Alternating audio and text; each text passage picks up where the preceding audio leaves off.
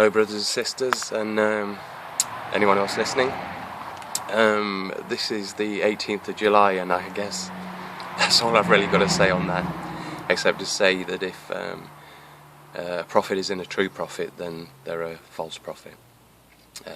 Before I go on, I would like to say a big thank you to those that've left some wonderful comments. They've been a blessing to me and very inspiring, and yeah, very much appreciated. Thank you. The reason of this video is, like I said, I was going to do one on the rapture again, to try and just dispel some of this confusion, this dichotomy that's happening in the church, and there's no need, like we have with grace and law, or the works, and not being able to divide between even Jews and believers, and the rapture and the second coming. So this is all about the rapture. We're going to look at the timeline and then go through the and my point here is that I've not seen anybody cover before is if the church goes into the tribulation, there is no rapture, and we'll look at that. For those that don't even believe in a rapture, then I suggest you go and read Thessalonians 1 and 2, read them slowly, a good few times, and then pick a word that you're happy with. But we all use rapture. You could use arpazo, raptoro, catching away, whatever you like. But other than that, I'm not going to get into that. We're going to take the rapture as said, but where it fits within the timeline. Okay, so I'm going to turn it to the page now, and we'll do some drawing, and maybe that'll make more sense. Okay, so here we are. I'll draw it out as we go, and hopefully it'll make sense to you. Most of what I'm going to put here, I'll run through it, but it's what's pretty much understood by pretty much everybody, so there shouldn't be any upset or confusion with this bit. So this, with regarding to the tribulation period, that is. So we start with the covenant, yeah, the covenant with many. Forgive my handwriting. Then we have 3.5 years, yeah, and at this point, at the midpoint, the covenant is broken, and this is the Antichrist, you've got to remember, from this point has been snaking his way, false signs and wonders, corrupt political connections, all of that thing, but being a super charming, quite an incredible man, he will appear.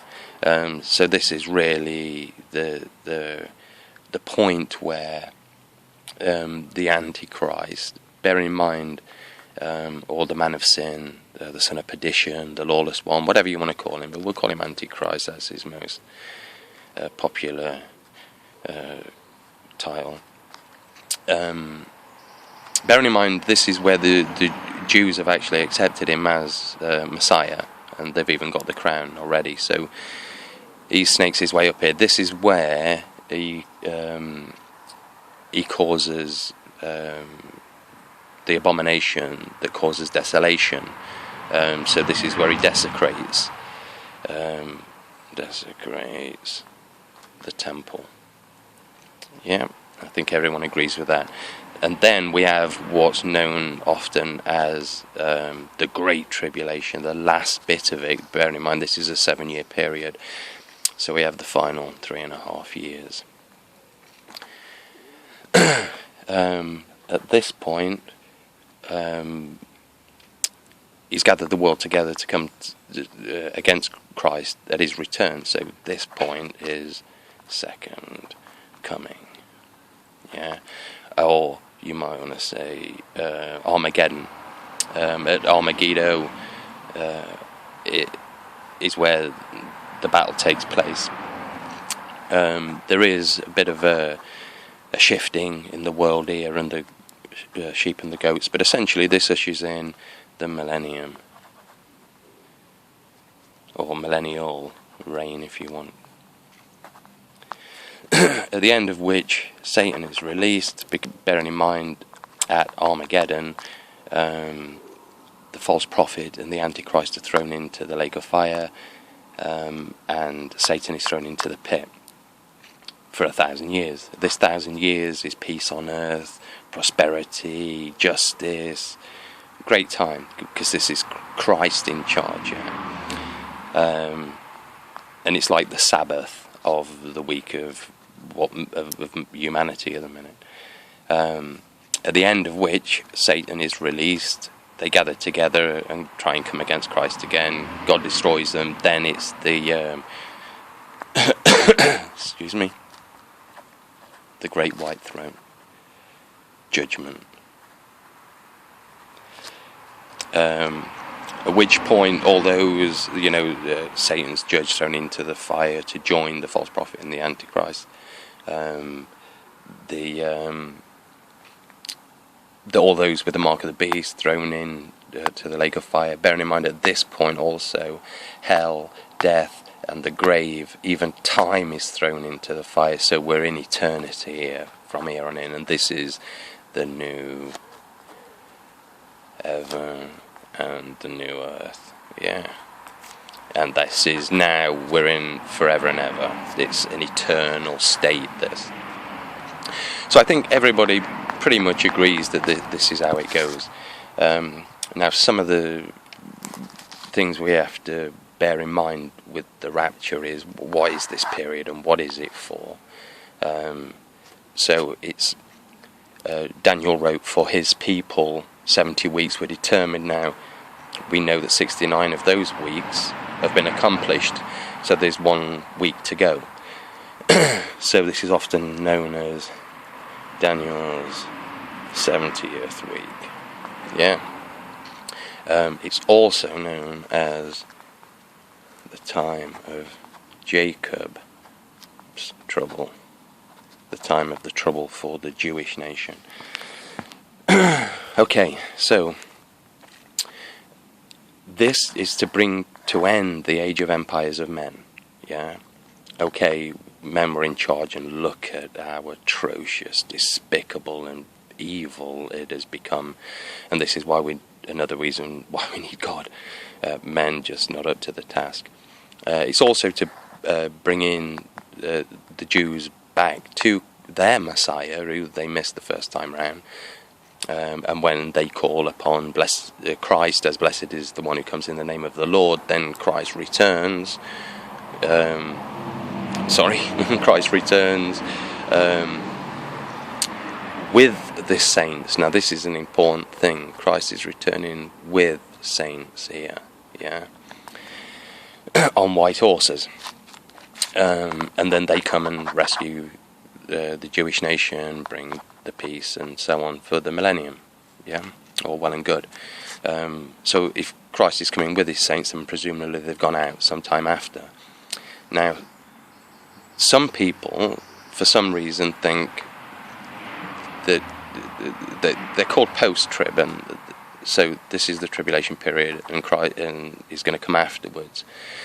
So the Post Trib stands here. Now, there's several problems with this. Obviously, this is when Christ is coming, so they're either not dividing between the second coming and the rapture, because one's with his saints and one's for his saints. One is in the air, one is on the earth. This is where he stands on the Mount of Olives, and they split, and this is where he's truly returned to earth. So he's got to go out sometime now. So the problem with this is, firstly, Christ has sent his bride through all this nightmare and mess and punishment, and then as a battered and bleeding bride, she's scooped up into heaven, a quick 10-minute turnaround, like a registry wedding, quick burgers all around, because there's not time, because he's got to come back. So that's it. Just, I don't know, it seems it doesn't even make sense, and it makes for even quite a cruel God, really, because he's going to beat his bride up before. But if you just read something like Matthew 24 and don't understand the difference, you think the second coming is the rapture, then you're going to get things confused. And I'll be honest, when I first came to this, I mean, I'm blatantly English, British, don't you know? It's not taught here really. So really, a lot of this, the understanding of it came through a lot of American preachers and pastors and so on. And when I first came to it, I thought that's fantastic, and yeah, God would do that, and it makes sense to do that. But far out. So let's look at it, and yeah, if you just read Matthew 24 like you would, a magazine, you don't read it, because a lot of the things about the Bible, it's in the ifs and whens and we's and they's, and and thereafters the keys are. But yeah, you can assume that it's here, and for somehow we've got to go through the tribulation, and we like to suffer, so some people can accept that. Then the next group of people are what they call the mid-tribbers. Now these lately have been called pre-wrath, because this is where your scriptures come in, because it's really important to understand that we're not appointed to wrath. That's key, and this is how simple it is. We are not appointed to wrath. Yeah, because the truth is, bear in mind, if you're a Christian here, you're in tribulation. You know what I mean? The world's laughing, it's having a party, it's a joke, they're out doing whatever it is they please. Great time. The world is. But if you're a Christian, every day must hurt you for the pain and the trouble and the strife and the horror and the evil that's in the world. You're already in tribulation. This is to wake the world up and bring the non-believers into some tribulation, stop their party a little bit. So, key, let's put it here, we are not appointed to wrath, and that is key. So, these people, the mid-tribbers, sometimes called pre-wrath, understand this, and then they understand that this is the wrath of God. Yeah, not only have you got Satan running around beheading people and doing all his crazy evil stuff and all the demonic stuff, God is pouring out, this is the trumpet judgment and the vial judgment, yeah? So it's known as the wrath of God, and that's why it's the most horrific time the world will ever know. So, we're not appointed to wrath. This is the wrath of God. So, it can't be here. It simply can't be here. So, they put it here. Great. However, at this point, you have the Tribulation Saints, and they're being beheaded because they won't receive the mark of the beast, yeah? So, is God going to be, okay, you can be raptured, you're going to be beheaded, you're raptured, you're beheaded? No, that don't make any kind of sense. The kind of people in here that will be beheaded are those people, for instance, like a lot of my friends and family, the ones that don't want to believe now, but I've told them all that's coming, yeah? So when, as I believe, we're gone, they're going to be in this. They're going to see the rise of the Antichrist. They're going to see all of the things that we told them. And when it comes to the mark of the beast, they all know, don't accept that, because that's your guaranteed passage to hell. And really, all you buy is 3.5 years of hell. And then you have to really go to hell for 1,000 years. Then at the judgment, if you've got the mark of the beast, you're in the fire. So, this is for those that are annoying, because a lot of people, he's going to be convincing. They're going to just fall for him, you know what I mean? He's going to be charming, he seems to make sense, blah and blah and blah. But for those people that see, and they come to this, and no, they're not having it, they're the people that go out here, and they're straight into glory. Straight into glory, lovely white robes and eternal bodies waiting for them, and the rest of the original Rapture church, they're all there. So And just to clarify as well, this is another key point for those that need to read further on. Bearing in mind, if you're here, you're pretty ignorant. You haven't understood that. Forgive me for saying that, but you haven't understood that we're not appointed to the wrath of God, and this is the wrath of God. So those that do, like I say, come here. But then if you read the beginning of Revelation quite carefully, you will understand that the seal judgments, the seals, are the wrath of the Lamb.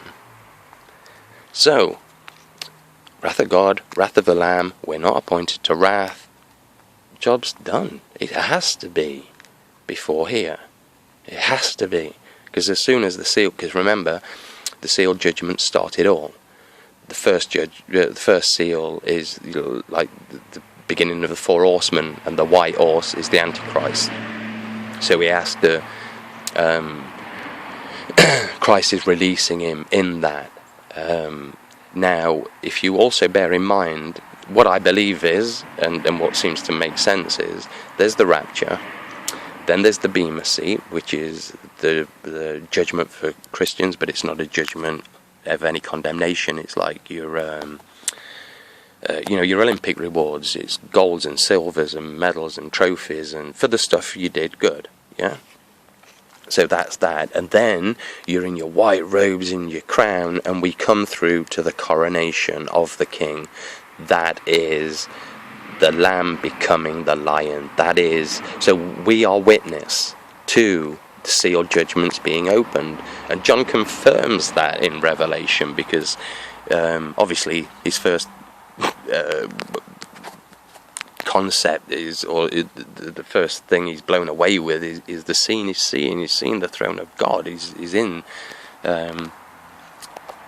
the throne room of God, and so that's what he's talking about. The second time, the second observation he makes is, who are those dressed in white?